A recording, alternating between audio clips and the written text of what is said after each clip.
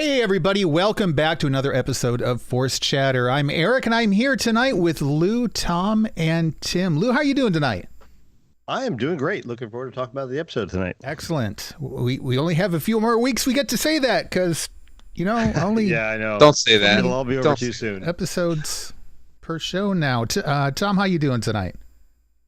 See, with a comment like that, you've brought me down. I'm sorry. What has to happen is that they release a Kenobi trailer right the same week as Chapter 7 so that we can have a little balm on that would be world. nice. There you go. That'd be nice. But I'm good otherwise. I'm with you on that one. I think that would be a smart idea. And whether it's smart or not, we're going to say it's smart because we want it. Right. Tim, how are you doing tonight? I am overwhelmingly excited to be here with you gentlemen. Wow. And with our listeners, because they're even more awesome than you guys. Well, it wouldn't take much. That's true. I was going to say, nobody's ever said that they've been overwhelmingly excited to. I appreciate that the audio listeners can't hear this, but the color of your sweatshirt, your hoodie there is on brand for Boba Fett. I like it. At least Return of the Jedi Boba Fett, maybe not Book of Boba Fett. And see, I can't rock that color here on the podcast for the same reasons you can't really see the Boba Fett helmet back there is because I'm doing green screen. So Right. He looks like the Predator when he's got the active camo on. Ah, yeah. There you go. That's not too bad. All right. So this week we are going to discuss the Book of Boba Fett, Episode 4, The Gathering Storm. This was a longer episode, 43 minutes, 58 seconds, so about 44 minutes. So not too bad. Of that 44 minutes, 31 were flashbacks. Mm-hmm. Now, there were good flashbacks. I think we're caught up. Yeah, I think we're caught up. Well, are there any unanswered questions? Only how he discovered that Din Djarin had his armor. Like how he knew to hunt him down. That's it. Yeah. Mm-hmm. Wow. Well, yeah. Wow. That's not who killed the Hold up. mystery, Fatmatic right? just called me out in chat. I gotta deal with this here. As Tom, so what our audio listeners are not aware of, Tom was adjusting his camera, and in adjusting his camera, you can see a plethora of different Star Wars collectibles, trophies, assorted things like that. Tim also has, he cheated. Tim took a picture of his collectibles area, which is what, 10, 15 feet away from... It's just the next room. Yeah, it's the next room. Yeah. And then put that as his background virtually. He's not actually in front of it right now, so he cheated. Which is why my mug disappears. Lou looks like he's on the Death Star right now. I'm actually, now I have green screen, but I've got actual tangible things back here. That's actually real. A couple of things on it, not nearly as much as the others, but Lou and Tim don't have trophies either. Fatmatic's like, any trophies, Eric? No, I don't. Not on display at the moment. Lou doesn't have any either. Lou doesn't even have collectibles on display. No, not here in the living room. Tim's are fake. With no trophies. Tim's aren't fake. Tim's are really there. Tim's are real, but elsewhere. Mine are actually real. I do have a trophy. I have the 2005 People's Choice Movies. Was it? No, I'm sorry. Film and Television Podcast Award. I have the actual award. It's in a box, but yeah. So I do have a actual podcasting trophy. Nice. That took a legitimate skill as opposed to just knowing some Star Wars stuff. Yeah, no, I kind of want to rip on you for that, but no, yours is a lot harder to get than. I don't know. These days it would be hard to get. In 2005, it wasn't hard as hard to get as it is now. What's that, Lou? I still have the Random Chatter movie draft trophy. Well, you do temporarily. Yes. Yeah, it's true. I don't know if it's ever going to come back, so it may be a forever thing for you, Tim. To be honest, I don't know who the last winner was. I don't know. Yeah, either. I don't know either. I'm pretty sure it wasn't me. No, you're gonna hate me for saying this. But I just never sent the trophy name. I think it was Mike. Oh, he will never for real. see it. I think it was Mike. No, he'll never see it. That Matic in the chat says, I was talking about trophies in Predator terms. Okay. Yeah, that's fair enough. Yeah, and I can't talk about those because then the feds will get involved and there's the corpses and blah blah blah investigations. Thing. Yeah, so. Right.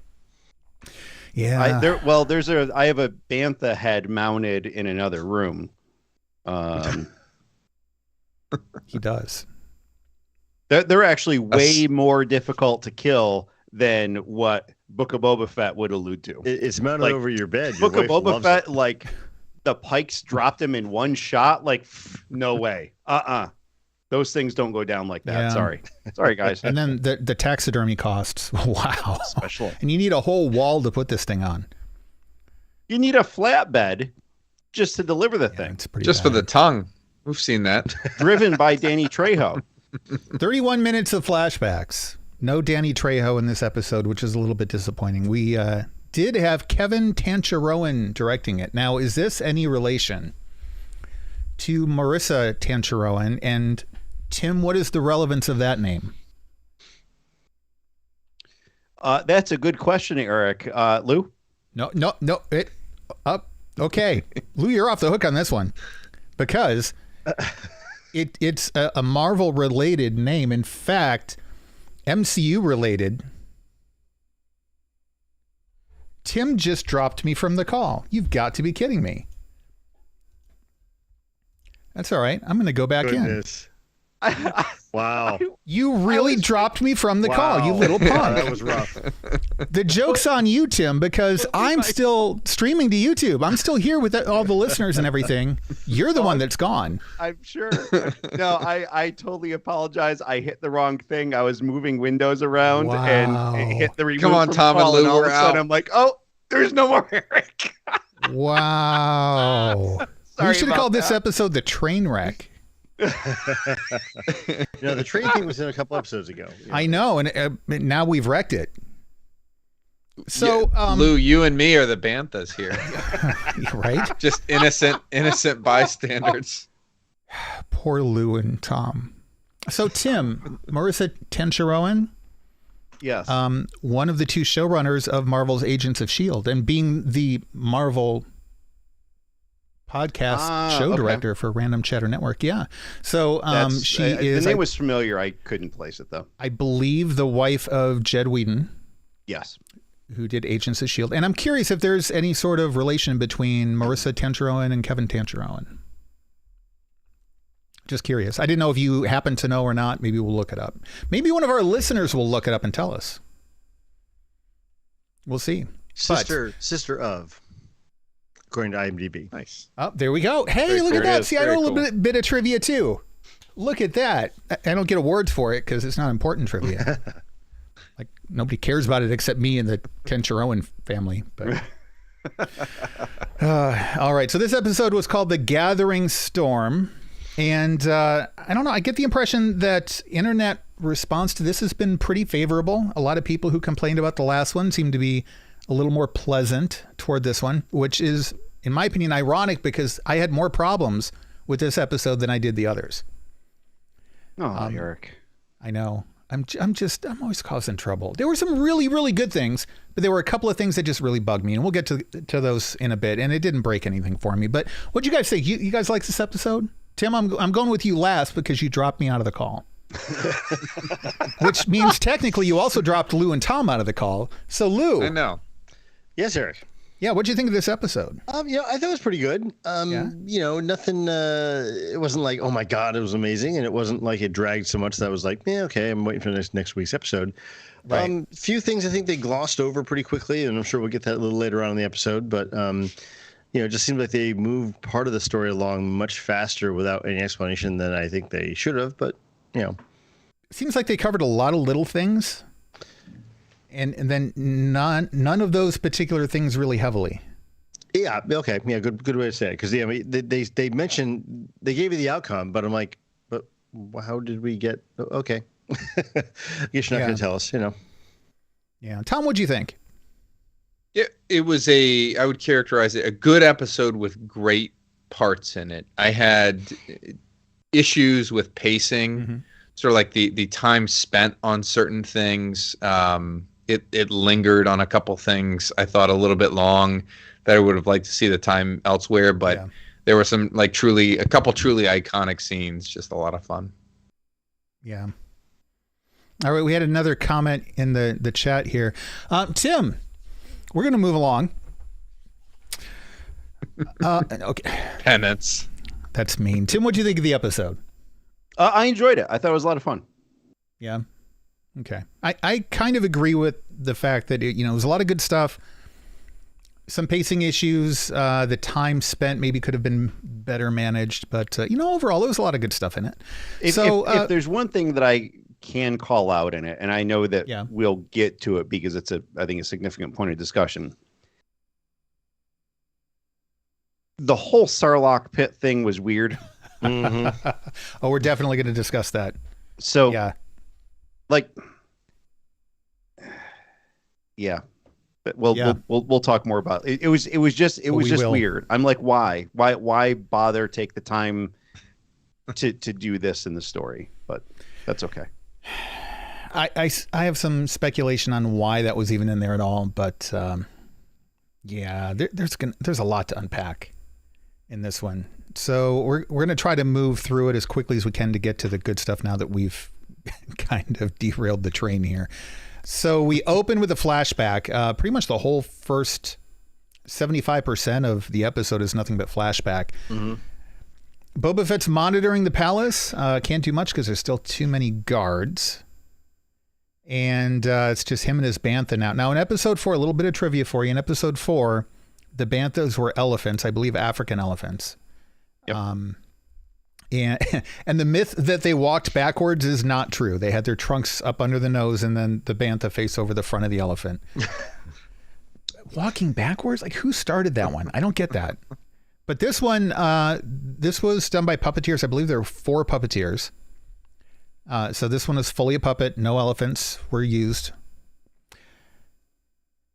Then we get a flare launching in the distance. Now, I did not go back and watch The Mandalorian to see if there was a flare launched in the episode with Fennec. Yeah, they use them to blind her so she can't snipe them. Right. She's got okay. that. Okay. Yep. Yeah, so they fire several up. I knew there must have been something in that episode. Okay, so that's what we're seeing. So that alerts Boba that there's something going on. He goes over there. He finds Fennec laying there, dying of a gut wound. Now, I do know that depending on how you take the gut wound, it can take you days to die from a gut wound. I've seen some complaints online. Oh, she would have been dead by now. Well, actually, no. It could just be a simple matter of sepsis. It could be a slow bleed. Right. It could be all sorts of issues. So, you get shot in the stomach, you're going to basically, end up going of sepsis. If you can stop the bleeding, you don't hit any arteries, etc. You can stick around for a nice, painful, slow death. Yeah, a little more trivia for you there. Exciting. So he grabs her. He takes her into was it Mos Eisley? Into the mod shop? Outskirts of Mos Eisley. Okay. And so the modder there, I did not recognize this guy. Did you know anything about who that actor was? No. Okay. So there's a musical group called Suicidal Tendencies, and the bassist for that group is a guy that goes by the name Thundercat. He's also done some solo albums. He's a Grammy Award winner. I dabble in playing bass, so I listened to some of his stuff this weekend. He's actually really good. But that's him. Cool. And that's actually one of his bass lines playing in the background in the music. Cool.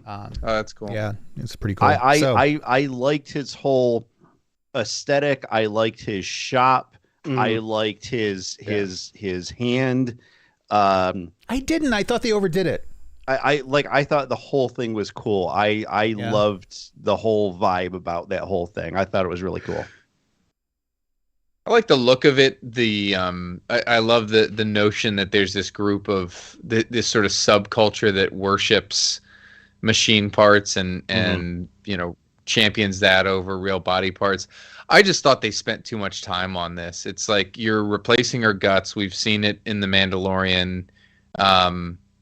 There was just too much time spent. And I even watched it back. Like, was I just too harsh on that the first time through?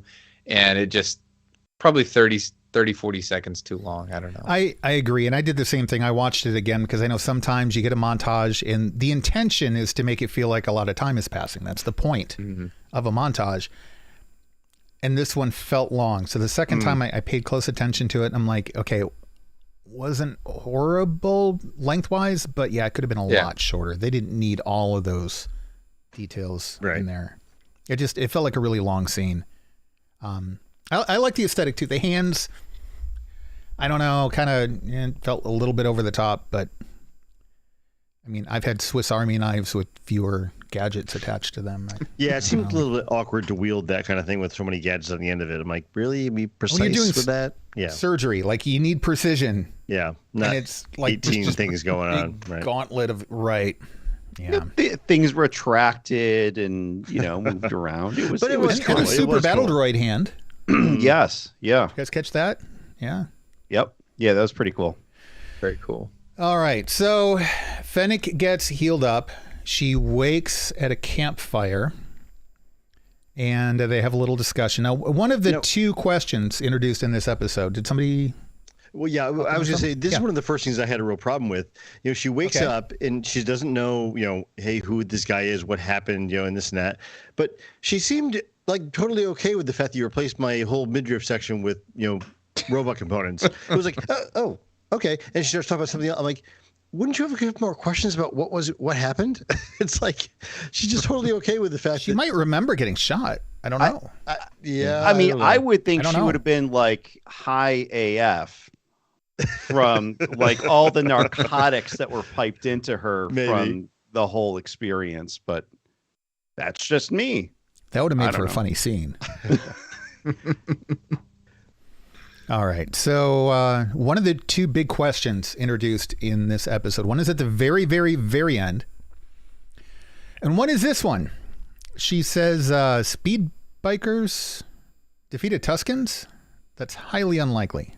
So lines like that are not throwaway lines. Who actually defeated the Tuskens? Thoughts?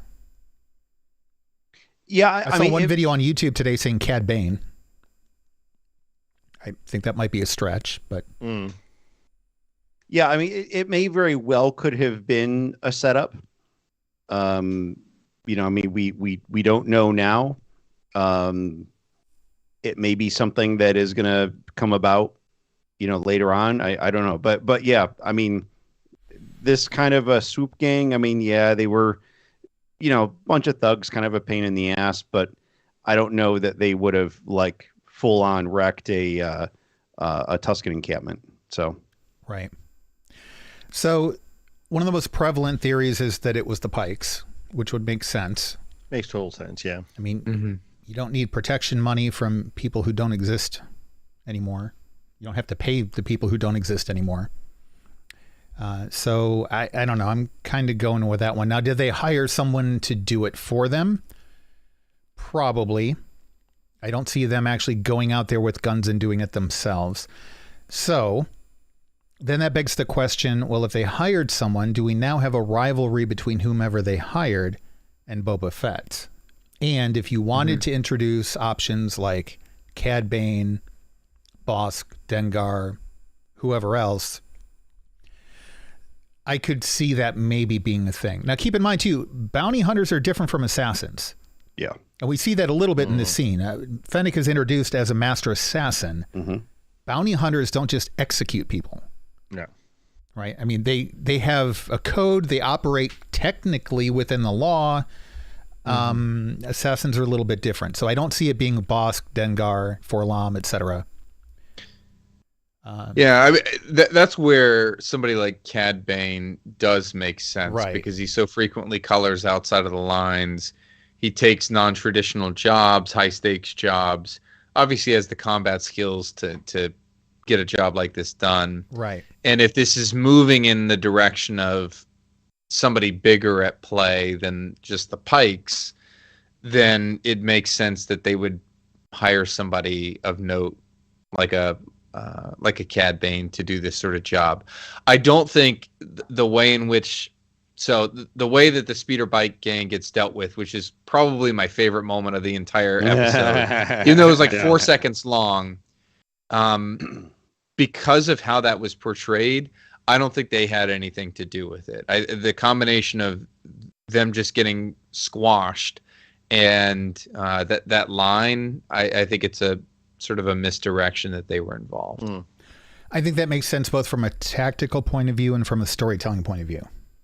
Mm-hmm. I think if it was them, we would have seen a more meaningful scene there later in the episode. The Pikes might have had something to do with it, but they don't want to pay protection to some like garbage speeder bike gang, nor do they want their shipments harassed by Tusken warriors out in the desert. And so, whether it was them or not, it doesn't make a whole lot of sense that they would have hired this speeder bike gang. Because honestly, what were the Tuskens really doing out there other than taking pot shots at the train and that may have been instigating things all along anyhow? How much of a threat really were they to that spice shipping operation, right? Well, and it was the train taking pot shots at them first.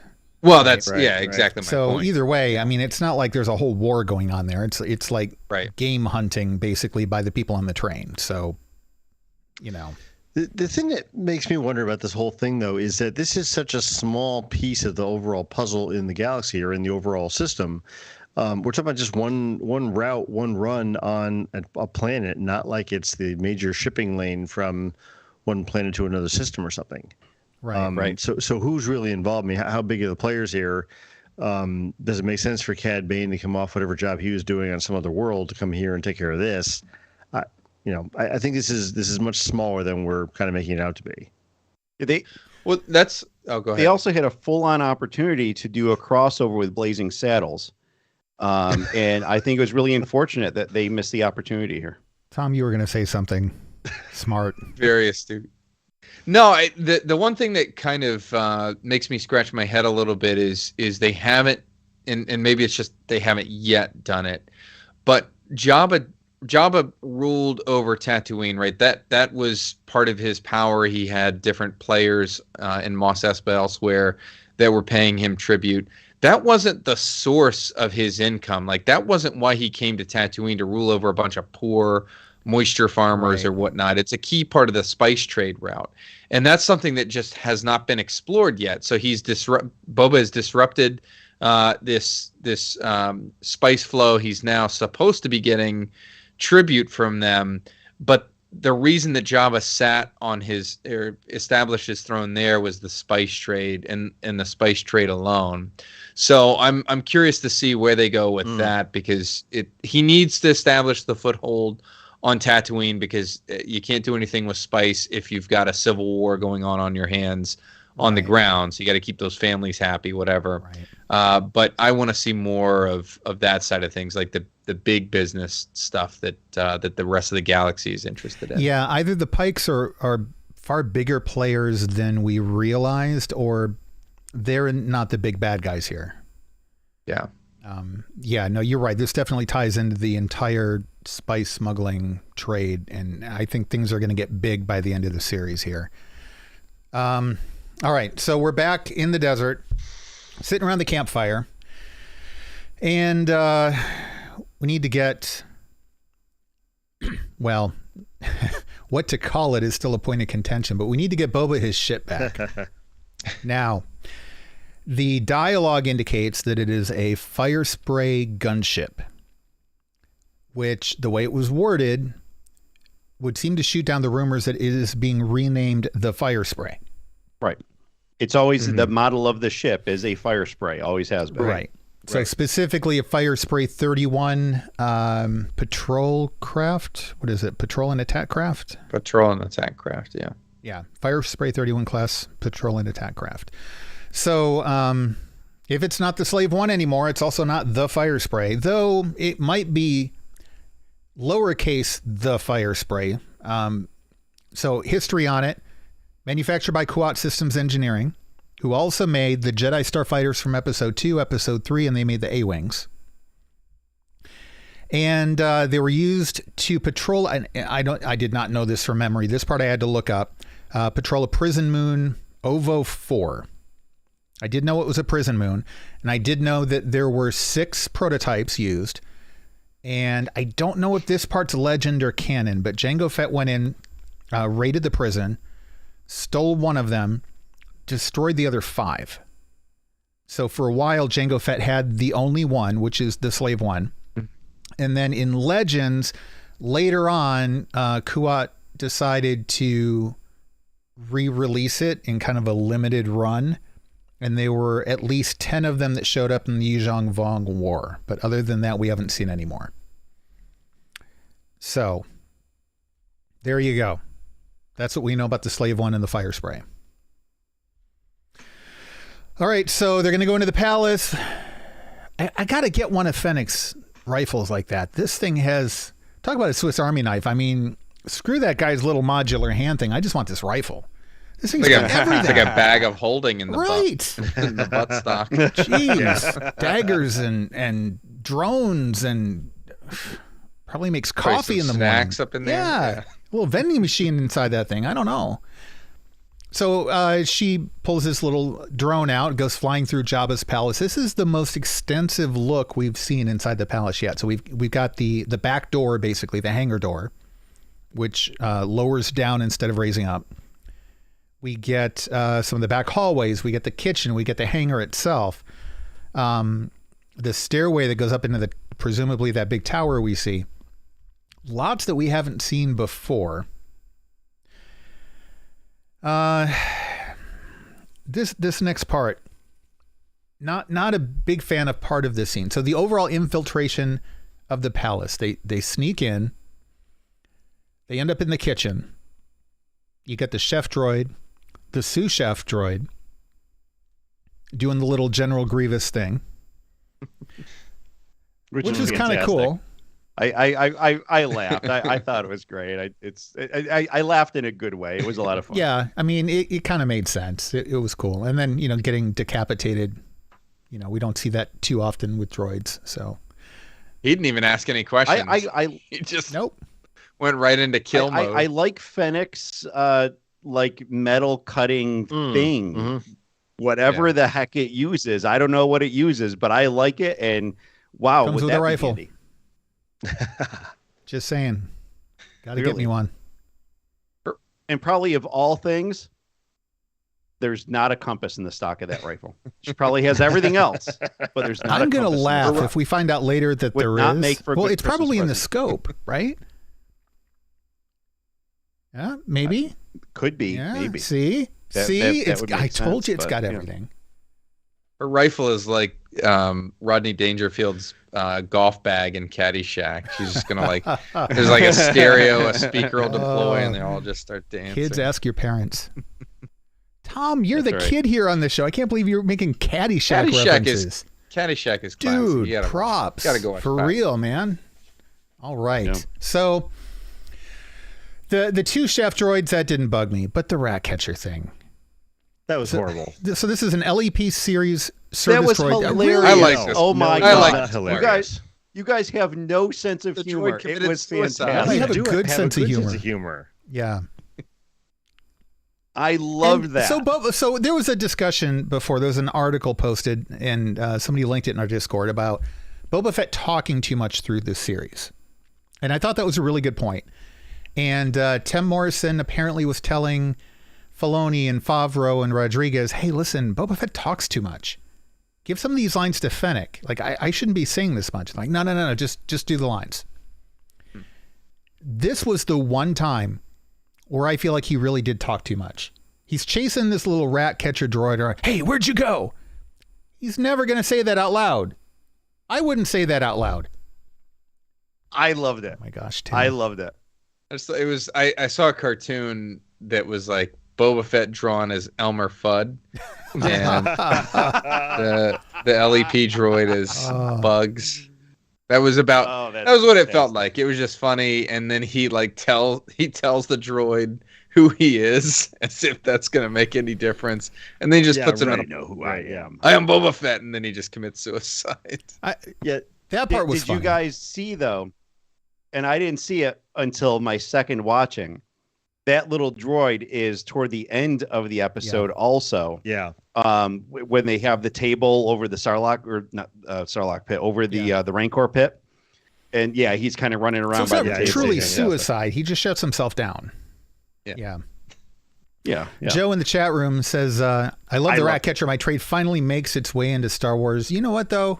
I bet if you were doing it, Joe, you would have talked less, too. If you were doing the Boba Fett thing there. I'm just saying. The shutting itself down thing was cute. The rest of it, and talk about things that lasted way too long. I kind of feel like that whole part of the scene, like they already killed the chef droids, let's move on. Right? You didn't need to then throw in yet another droid in there. It felt weird. And it felt slapsticky, and it felt out of place with the tone of what was going on. Yeah, that's fair. I thought that the entire sequence, like that scene was fun, went on too long. But the entire sequence, when you pair it up with the recon, both him by himself and the recon with Fennec, they ended up, like, the recon was sort of pointless except to know how many guards they were probably going to fight. Is it, like, about the only comment that's made is, let's try to time their patrols. But they don't. Which ended up just like going, they just went in. She takes in like 30 of them at once. Yeah. Yeah. And nobody's counting either. It's just they pop up, she shoots. Don't get me wrong. Like, him going in, it was an important sort of character moment, him going back to get his ship. I just thought that the way it's built, you know, and I did like him being like, look, I'm either getting my ship or I'm dying trying. Right. So then don't care about, like, do maybe a little bit of recon with the droid or whatever and just be like, okay, let's go. And enough with this. It was funny because someone's mentioned this online too, in our Discord channel, but I totally spaced on the fact he didn't have a ship. I'm like, oh yeah, where is the ship? And it was like, oh, okay, here it is. That's where it was left. But it didn't even dawn on me that he still had to get his ship back for some reason. See, I felt like, I mean, at that point, he was in good standing with Jabba. Why couldn't he just walk into the palace and say, hey, just getting my ride. Sorry things didn't work out. See you guys later. Like, well, I mean, it's not Jabba anymore. It's Bib. It's Bib Fortuna, but he had to, in order. Well, they got along with Bib. In order to work with Jabba, he had to at least be on speaking terms with Bib Fortuna. Like, I could see Bib being like, look, grab him by the collar, not physically, but just be like, look, you were there as an enforcer, and all of this happened. Jabba's dead. Everybody's dead. I managed to survive. You should be lucky that I don't drop you into the Sarlacc Pit right now, or the Rancor Pit right now. So if you want your precious ship back, you're gonna have to work for it. And Dan in the chat room says, would they have known who he was without the armor? That's he's true. Much less persuasive with true, yeah, but he also doesn't shy away from taking his helmet off either. So they may have known who he was, unlike Din, who and he did have his chain code because he shows that to Din Djarin later. I don't know. Yeah, it's a good point. It's well, that was built on his gauntlet. Okay, but yeah, true. Yeah, I did like his comment of I mean, because legitimately Fennec did ask him, and he's like, yeah, I just might not like the response I get, which is totally fair, because then he's going to kind of show his hand if he shows up with, hey, Misa back, that over there is mine. I'm going to jump in and fly it out. Yeah. And, it probably at the very least, he's going to get charged some sort of dockage fee or some crap. Well, if he starts talking like a Gungan, I'll kill him. He's not going to want to pay that. Just saying. So then, eventually they have to recognize that, all right, dude's going to come back and he's going to want to kill a lot of people to get his ship back. Yeah. It was a necessary scene. I think that as long as the scene was, I don't think we needed the whole Ratcatcher droid thing. I think that added too much. Yep. We're on the same page, Eric. I thought it was fantastic. We're on the same page. It was fantastic. They shouldn't touch it. it. Every moment of that needs to remain in there. In fact, I want to see more of that droid. I think Tim's microphone is broken. Hey, did you hear about the Hitman's Bodyguard's wife sequel coming out? Good, No. because they're not making one because it was a stupid movie. Kind of like this scene. Like it's not funny. It does. You know what? The test for me is going to be whether my son likes it. What's the thing I found before? Remove from call. I'll keep going. Hey. Oh, whoops! It Your bad happened again. self. Look at that. Okay, moving right along. Yeah, the test for me is going to, if my son likes it, then I'm going to say, okay, then that's fine. It needs to stay. Star Wars is for kids. It's not for old white men. No, wait a minute. It's Remember not going to be a that, race folks. thing either. Jeez.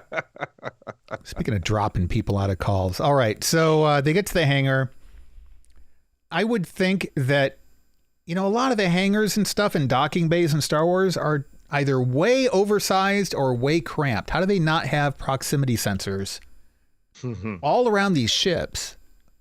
I mean, Lou, you do some piloting. That would make sense, right?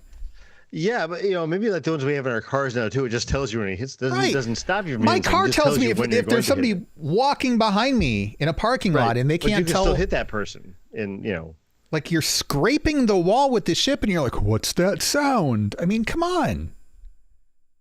I love the acknowledgement of reality by Boba, though, that he can't see a damn thing when the ship is laying on his like that back. he doesn't have a backup Nothing. camera on it. Right.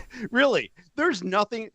I even love like how he has to hoist himself into the seat. Like they show that whole thing. Like it's so super Design inconvenient. flaw. Like whoever designed that needs a. They need to go talk to the person at Kenner who figured out you have the seat rotate down, you get into it the right way, and then it rotates up. Kenner could figure it out. Exactly. That's Kuat what Systems they need. Engineering And, couldn't. Yeah. Also, like you guys said, put some cameras around the thing so you can actually navigate it in and out of these small spaces. But no, he's laying on his back. He can't see, anything below his eye line, which is like way up freaking high. And it's like when I'm driving my car laying down. I have such a hard time seeing any of the other cars on the road. I can totally relate. Exactly. Yeah. Same experience. You drop that seat all the way back and then try driving. That's how it was. Don't do that, folks. Do not do that, by the way. That's how Eric gets out of every parking deck. Pretty much. Yeah. You don't have to worry about when you're scraping the side of your car. You have to worry about when you hit something with the front. Then you're going the wrong way and you have to pick a different. Yeah, it's fine. The Braille method of driving. Right. He could have damaged the guns. I did enjoy seeing the cannons get stuck against the concrete. Yeah. That was a neat. That whole scene was okay. I liked. Yeah. I liked that whole thing. Now, next we get to we already talked about the speeder bikers. Mm-hmm. We get rid of the Nyctos, and then we get to the other scene that just really bugged me, the whole thing with the Sarlacc Pit. So first of all, I get it. He doesn't know what happened to his armor. He crawled out of the Sarlacc, which I looked at a diagram online. The way he crawled out of the Sarlacc doesn't work. I'm not going to nitpick though, but like it's 110% broken. It cannot work that way, what he actually did in the show, but that's okay. Oh yeah, to be like swimming like through sand, 30 feet of sand or something. Like sand just doesn't work that way. But yeah, sand is Star not Wars, that liquid. But okay, we can suspend this belief there. I'm with you. He crawls out. He's been burning alive with acid. Couldn't breathe for a while, so probably cyanosis.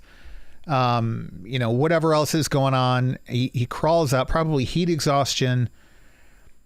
And he's laying there. Jawas take his stuff. So in his mind, when he actually comes to and regains enough consciousness to be useful, he thinks maybe for some reason his armor is still inside the Sarlacc.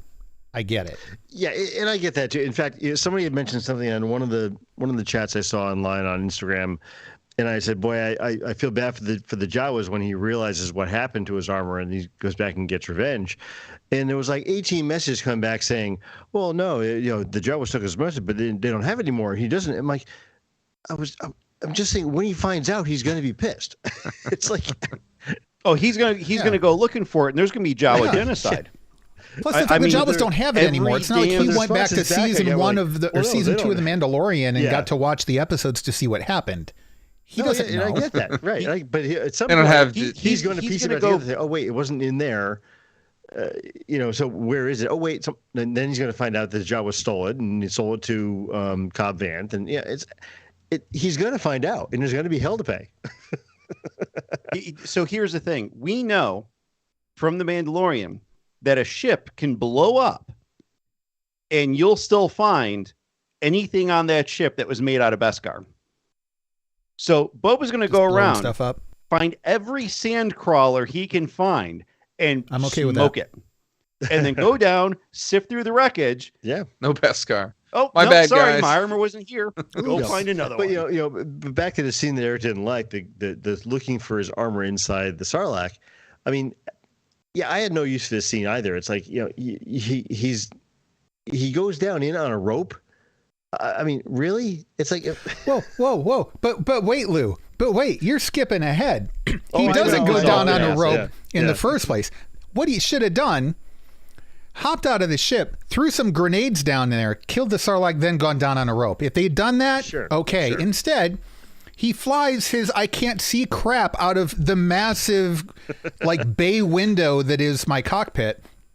He flies the cockpit into the mouth of the monster. Yeah. Says, I can't see anything. Hang on a second. Hang on a second. There is, and I hate to like be the guy who questions physics in Star Wars. Let's keep in mind that the thrusters of the ship are on the back of the ship. Repulsor lifts. And he's facing down. Yeah. Repulsor lifts. Yeah, in fact, he did not need the thrusters. The second time I watched this, I was wondering about this. Well, you don't see repulsor lifts. It's all like maglev type stuff. It's sci-fi tech. So the thrusters, he didn't need those coming out of the palace. He used them to burn up the guards. Just to be clear. And because it looks cool. Yeah. So anyway, I get that, Tim, but yeah, you're right. I mean, are there repulsor lifts on the front, like the top of ships? I don't know, but let's say there is. So again, suspending a lot of disbelief here. Yeah. You get down, you block out any sunlight, and you look down the throat of a monster, and you're like, I can't see in its stomach. Well, duh. Yeah. Because hashtag physics. I wonder if he honestly thought between his escape and the destruction in the battle that the Sarlacc was actually dead at that point. And was just trying to... Do you not check? Do you not come in and like shoot them twice in the back like they do in the World War II movies to make sure that they're not faking it? I mean, not that I condone that, but like I'm saying... Drop a little seismic charge. It's not going to hurt the Beskar before you get grabbed. Yeah. Like that, just it blew my mind that tactically he would drop the ball that hard. Plus, I don't know, do a scan for metal or something like drop the little probe down into its stomach. If only there was a person with a rifle with little probes in it. A little flying probe. Yeah, that would have been great. This scene. Really, and I would not say this about many scenes. Like fun scene seemed like something that they would have done as a kid with the ship and pretending to be a Sarlacc. It smacked of one of those that's like, this is a cool idea that came up on the drawing board. Let's find a way to shoehorn it in. Yeah. Like the kind of thing that's thought of outside of the arc. Sure. Like we got the ship back. Let's do something with the ship. I love the ship. Right. And loved getting screen time with the ship.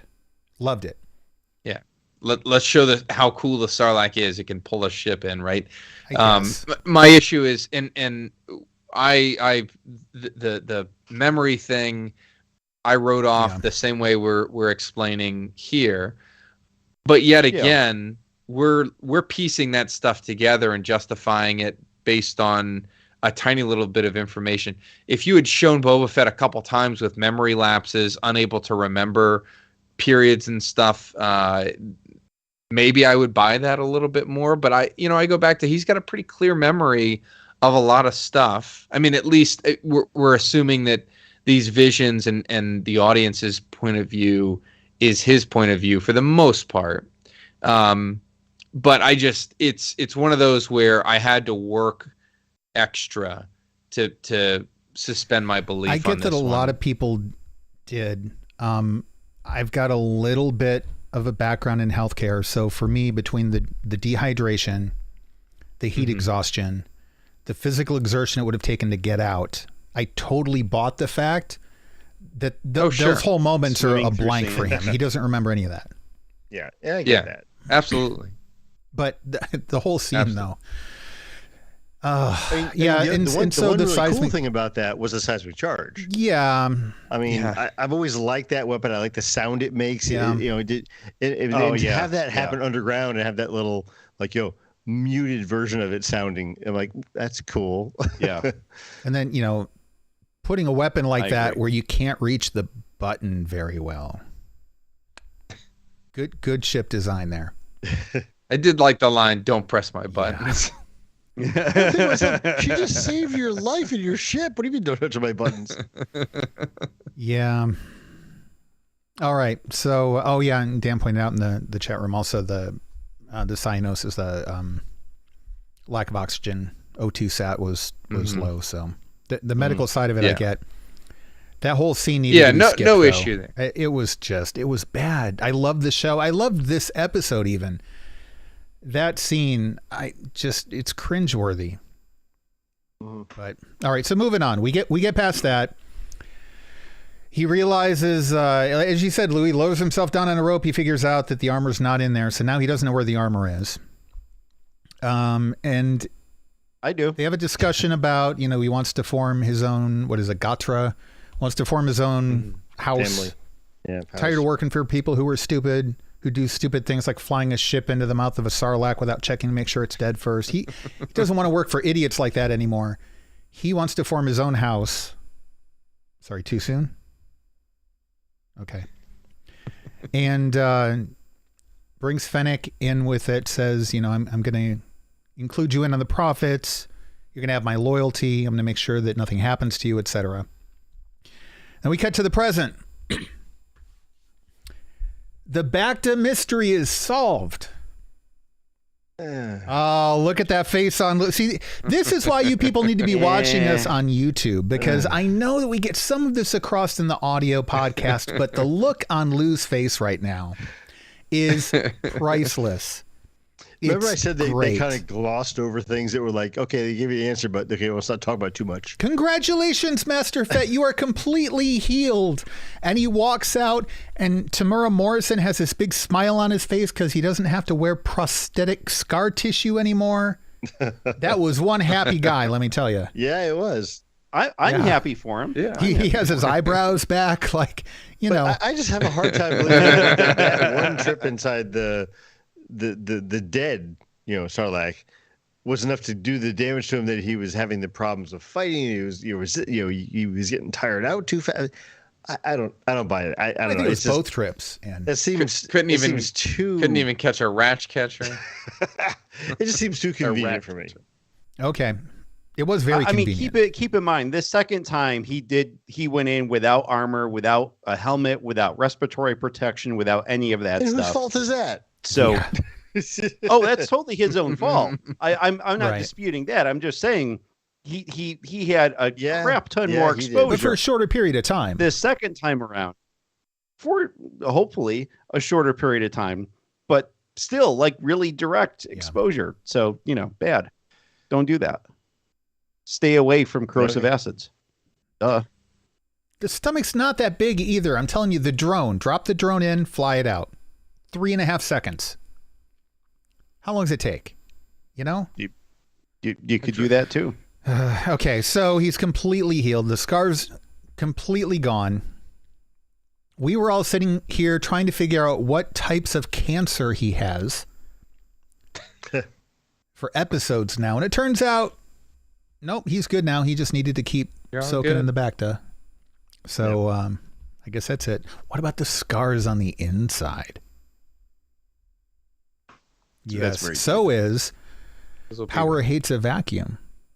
Because remember, also having power doesn't suck. Get vacuum, get it? Yeah, I worked hard for that joke. It took me a few minutes to come up with that. A little drummer here. Right? I typed drum roll into the show notes. So we're off to the casino, whose name I don't remember. Sanctuary. Yes, thank you. Sanctuary. Yes. Wow. We get Chrysanthemum sitting there. Upcoming trivia question, Tom. It's going to come up. Remember, this is what I'm here to the for. belt, Tom. There you go. And what's Jennifer Beals' character's name? Oh, well, look, I've answered my question. It's okay. I don't know it either. I think it begins with a G. Madam, no. Yes, see, somebody in the chat room likes my joke. Just saying. All right. So Chrysanthemum's sitting there watching some Trandoshans gamble and win, and does not like that too much. Now, Tom, you're not allowed to chime in, and Lou and Tim probably already looked at the show notes. But why is this such an issue for Chrysanthemum? Because of the remark from a couple episodes ago about fundamentally a Trandoshan beating him in a match. Oh, the sleeping Trandoshan guard? No, yeah, it goes deeper than that. Tom, you want to drop some knowledge on us? Trandoshans traditionally hunt Wookiees that's like their rite of passage to manhood, and it's also a cultural thing. Like they've got a cultural beef with interspecies. One of their deities is some like great warrior, and there's like the great hunt and all of that is as they get into adulthood. And earlier on, back in the episode they were doing the tributes, one of the Trandoshans, one of the merchants brought in a bunch of Wookiee pelts. Mm-hmm. Yeah, another little. I didn't see that. Side note. But yes, Trandoshans. Oh yes. I'm sorry, I do remember. Traditionally hunt Wookiees, and so Chrysanthemum's watching them have fun and win and be successful, and he loses his crap and he stands up and starts throwing them around in what was a great scene. I like that they you've got like Bosk on one end of the spectrum, like intimidating physical presence, and then these dorks. And they look like the craps table or visually. whatever. Yeah, they're just like the dorkiest looking Trandoshan. I thought, and I did the same thing in the Mandalorian. That's like if I were a Trandoshan, that would be. I didn't think they were actually Trandoshans. I thought, okay, these bearables or what? Gasaran. Right. Yeah. Because they don't look like Bosk. And now we're finding out, okay, there are different variations of Trandoshans, but they don't all look alike. It's kind of racist. Lou, just saying. Yeah, still not as bad as Tim's racist. Like comment. one of the, true. Yeah, different heights and little portly. Now, and, what I liked about this scene was I loved the fact that the one we can't remember her name was trying to talk him out of it. Trying to. Mm-hmm. Oh my gosh, great! That scene. was quite the impassioned speech. And you thought she almost had him bite into it, and all of a sudden, nope. And everybody's reaction, they just roll their eyes like, oh, okay. Yeah, right. Like they all kind of saw it coming. Pays his bar tab. Yeah, you tried. Yeah, I know. And again, Tim, no blood. Garsa Whip. Thank you. There you go. Garza. Thank you. See, I was right. Began with a G. And yeah, no blood. Very disappointing, especially when he ripped the arm off of the Trandoshan. As Wookiees do. Man, blood, people, come on. It was all trapped inside of the guy's shirt. Maybe it wasn't. And it was so. When you rip an arm waterproof. off, it doesn't. No. Sure. And they're lizard species, so it heals over and they grow a new arm. Yeah. Yeah, he's all like good. A little newt tail or something. Gecko thing. I don't know. Yeah, he's fine. He's got the little tiny Deadpool hands for a while. Yeah. The old arm is like flopping around on the ground. It kind of crawls off on its own. That I will buy. That I will buy. All of Eric's crap? No, I won't believe that. I came up with it. One I will buy. That was my idea. I just came up with it. You can rewind it. Oh my God, Tim. Okay, fine. Yeah, let me drop you from the call so I can rewind the show. That's all right. The rest of us here will keep going. Okay, so yeah, anytime we get to see Chrysanthemum fighting, I'm happy. Like that, he is my favorite Wookiee now. I'm sorry, Chewbacca. Yeah, like Chrysanthemum is it. So yeah, that was so awesome. Just kind of ripping the arm off. Like, psh, yeah, here you go. Here's your money. Don't worry about wiping my tab. I don't give a crap. And then walks out. So, and then gets hired. He wasn't going to pay it anyway. So, I mean, really, try telling him he has to pay his tab. Right. What are you going to do? Not serve him? Really? Have you seen his knuckles? Yeah. Right. Yeah.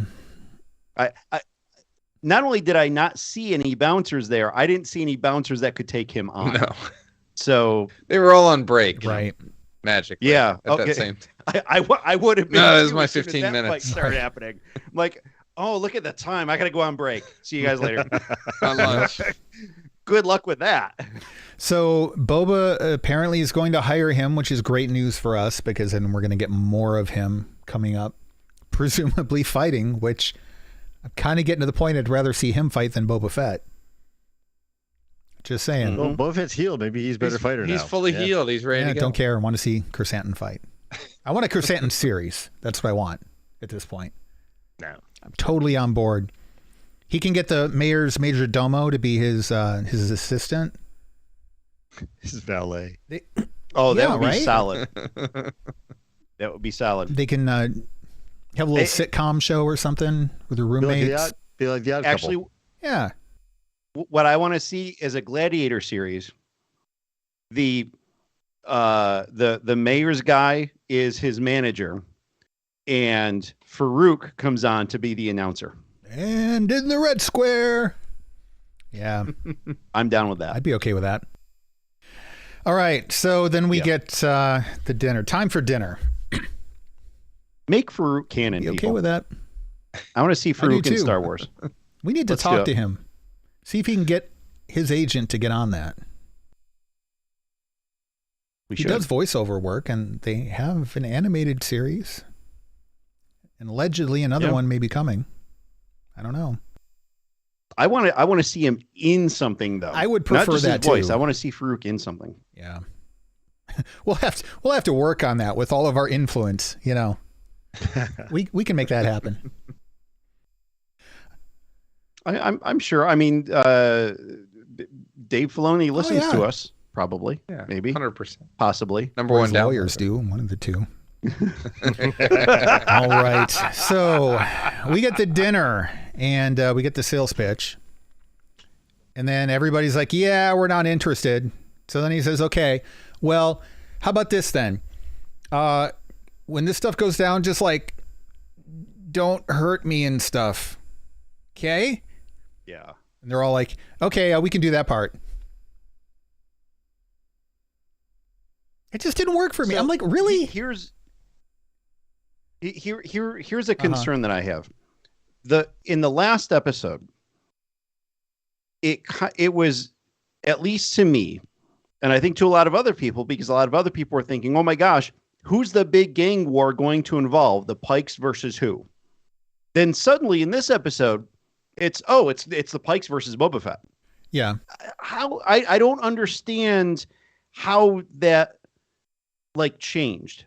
What do you mean? I mean, did we all seriously misperceive in the previous episode that it was Boba Fett that the Pikes were rallying against? And do they need dozens of them to do that?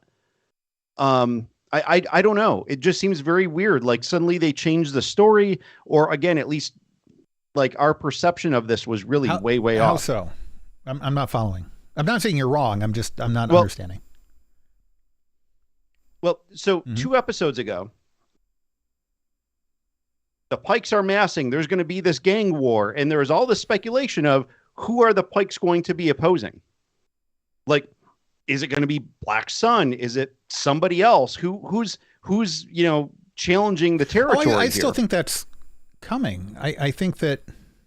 But this episode made it seem that it is the Pikes versus Boba Fett. Well, the only difference that resulted from this dinner is that the Klatooinians, I keep saying that wrong. The Klatooinians are not going to get involved. The Nikto are not going to get involved. And the Aqualish are not going to get involved. Yeah. So the local little neighborhood barrio leaders are not going to get involved. And that's all we really learned. So it's still somebody coming in and kind of trying to lay claim to Tatooine, as you said, Tom, for the smuggling and the drug running. The Hutts are like, there's too much going on behind the scenes here. We're going to sit back and wait. Either people are going to destroy each other and we'll step in, or we're not getting involved in the bloodshed until things settle down. There's no blood anyway. Because they didn't know it's on Disney Plus. They thought it was on HBO Max. They're Hutts, they don't pay attention to everything. They make assumptions. So I think that the Pikes are trying to lay claim to this, and whether they're doing on behalf of a larger crime syndicate or not, we don't know. I think there are definitely bigger players involved, whether they're working with the Pikes are working on their behalf, or whether they're going to step in and go to war against the Pikes, I don't know. But we do know that the Pikes are trying to take over from Boba Fett. Which is what we thought a couple episodes ago. I think this is just that power vacuum being filled. But take over what? Boba Fett at this point hardly has anything. Basically, all he has walked in and said, he's walked into town and said, yeah, I'm in charge. It's like me walking into a large party whatever. And saying, okay, all of the single women line up and I'm going to pick which one of you I want to date. No, they're all going to look at me like, what? You need to turn around and walk right back out that door again. I mean, that's basically what Boba Fett's doing on Tatooine. He showed up, he shot a guy sitting on a chair, and now he thinks he runs everything. I could do that. So, no, but I think this scene I like in that it shows his severe limitations at this point. Right.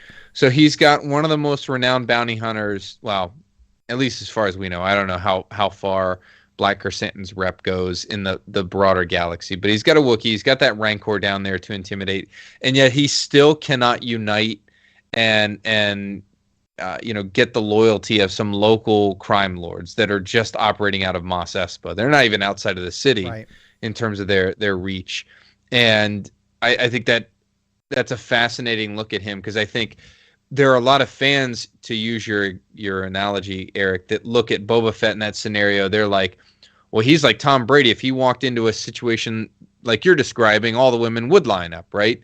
And clamor. But that's not him. That's not how they've built his character in this show. He is very much the guy that shot the guy that had the throne, and now he sits there, and everybody else is kind of waiting to see what happens if somebody else is going to put a blaster bolt into his chest.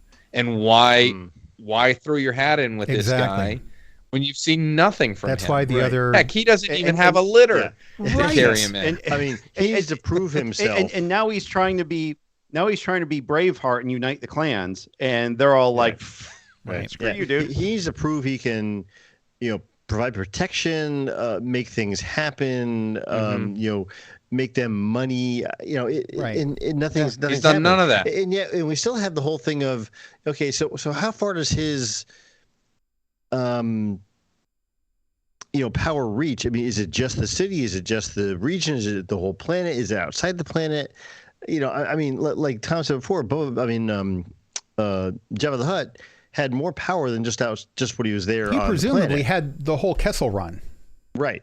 So, where's this guy that shot the guy in the chair going to provide anything to make that happen again? Right. That's the question. He hasn't proven it. He doesn't have any resources. Yeah. So what's he going to do?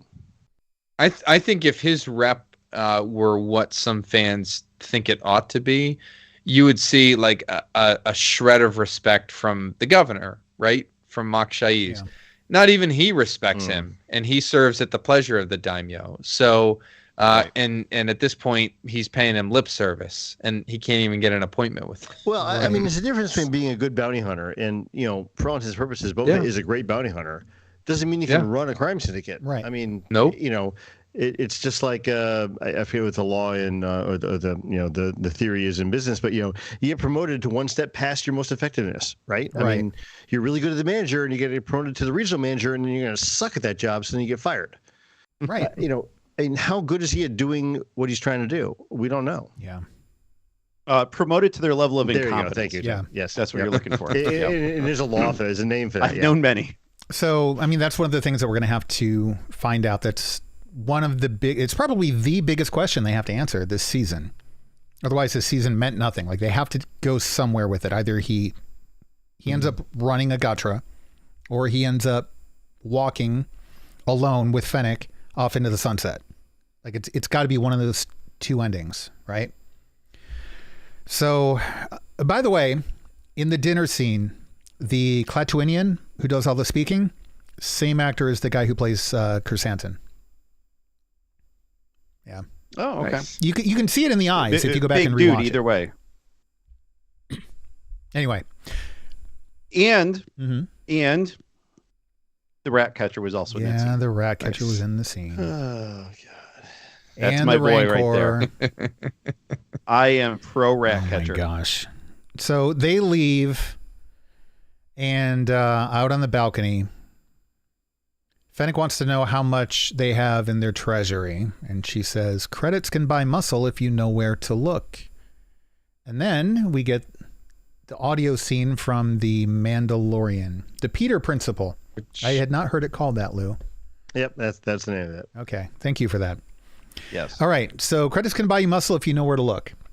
So from the Mando audio cue there, apparently they're going to hire Din Djarin, so there's one.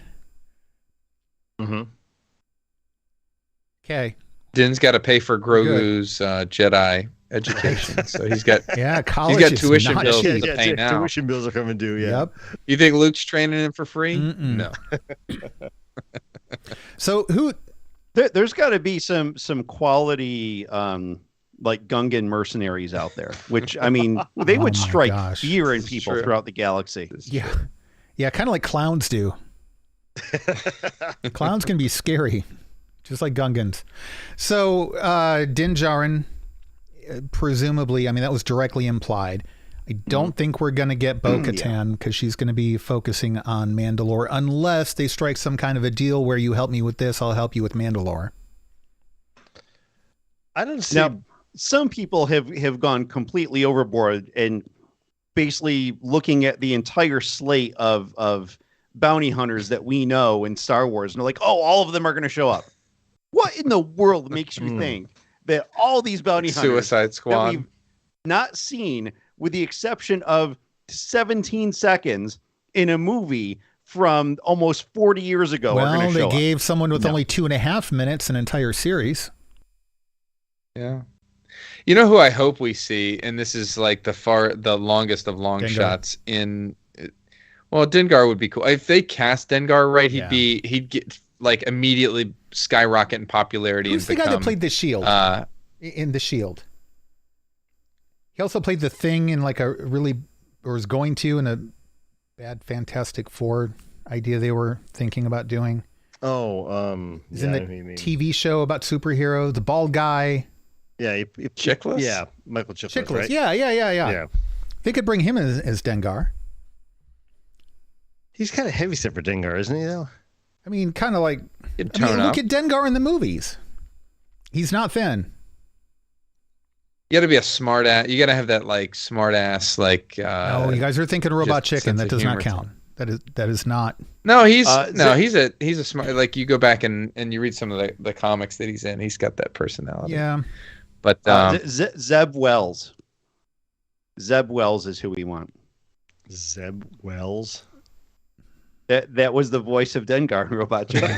There you go. Tom, go on with what you're saying. That is who we need. Embo. That is the Dengar we need and the Dengar we deserve. Probably the one we deserve. I would accept Dengar. Embo would be cool. The Cayusa bounty hunter with the circular hat that he throws. You don't see a ton of. Yeah, he's got an Anuba as a dog. Mm-hmm. Yep. Raiden's cousin. No, he's in a bunch of the Clone Wars episodes. Really cool bounty hunter. Odd job. Very good fighter. Yeah, bring Embo. Okay. In. You'll make Thomas happy, and that's what this is all about. All right, so maybe some bounty hunters. I don't know, a handful of, let's say 5 or 6 bounty hunters. I don't know if that's really going to be enough. I'm wondering if they get a covert of Mandos or something, maybe. See, I don't see him playing well with Mandos because he doesn't strike me as the Mando get along kind of guy. He's certainly not Mandalorian, but he's doing his own thing. He doesn't live by their code. Not the code that Din Djarin's Mando group came from, because he takes his helmet off all the time. Right, but I don't think he plays by any of the Mando rules. I don't think he wants to be a Mando. He just has the armor. Yeah, and he doesn't get along well with Bo-Katan and what's her face? I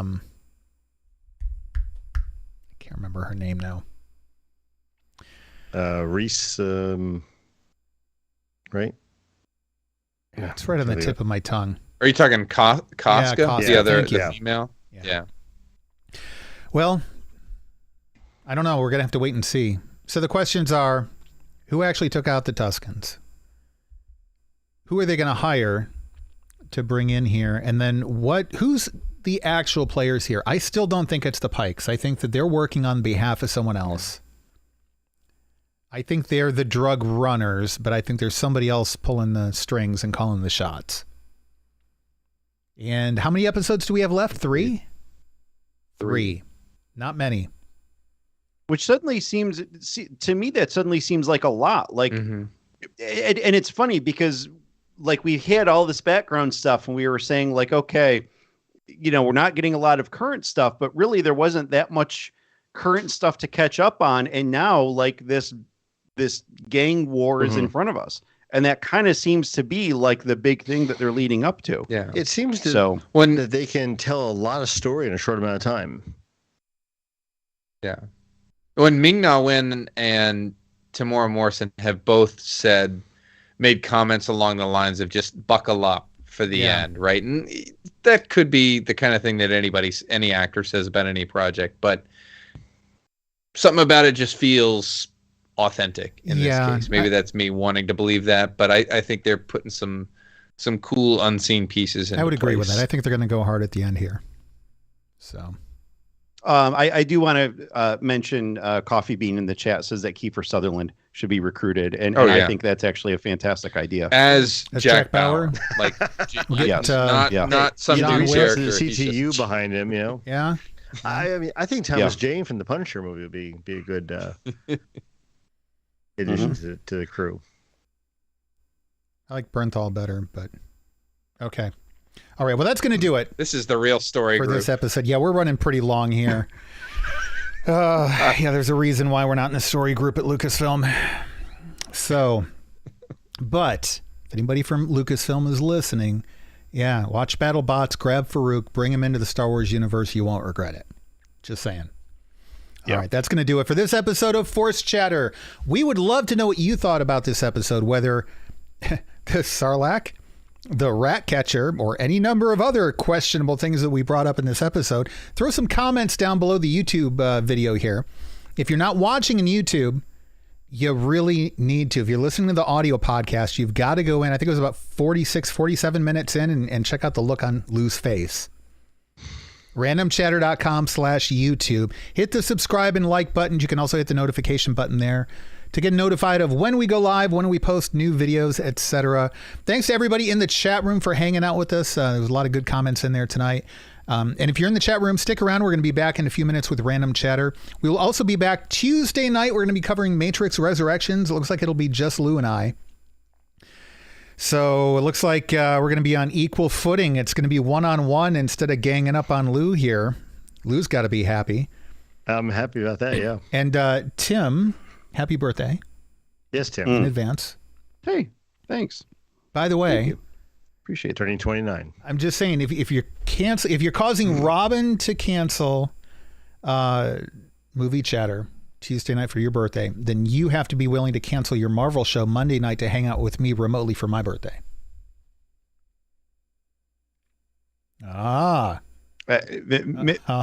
Maybe. It might happen. But I do also want to throw out there, there's actually 2 of our hosts this week that have birthdays. Happy birthday to Tom. Happy birthday, Tom. Thank you. You're right behind me, Eric. Yeah, you're turning 24, and I'm catching up with you fast here. Ryle 2024. That's exactly how old I am. So many good years to come. Right? Fresh out of college. Okay, so youngest major in the service. Right, exactly. Well, he started when he was 12, so it's that's true. Hey, we're all old. We got to pick on Tom a little bit here. That's fair. He'll show up at our graves, decades from now, laughing at us in return. So he'll make up for it. Hashtag Team Ratcatcher, folks. Gosh, no. Let's not make that a thing. Let's get it trending. Let's get it trending. You can do it. All right. Tuesday night, 8:30 p.m. for Movie Chatter for the Matrix Resurrections, and then we will be back next Sunday night, 8 p.m. to discuss Episode 5 when we learn who else is going to make up Boba Fett's team. So don't miss it. Set your alarms now. The Ratcatcher. And until then, take care.